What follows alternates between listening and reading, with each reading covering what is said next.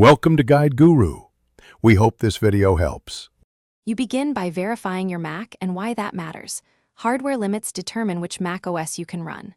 Once done, make a time machine backup so you can revert if needed and free at least 20 GB to allow the installer room.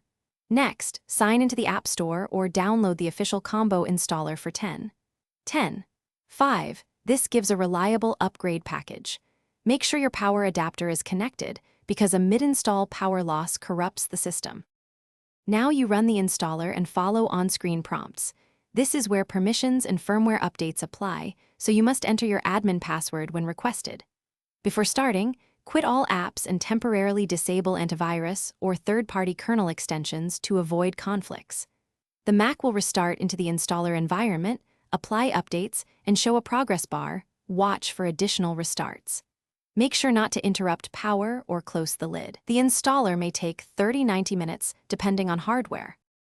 After the final restart, you complete the Setup Assistant and sign back into your account. This finalizes system services and permissions.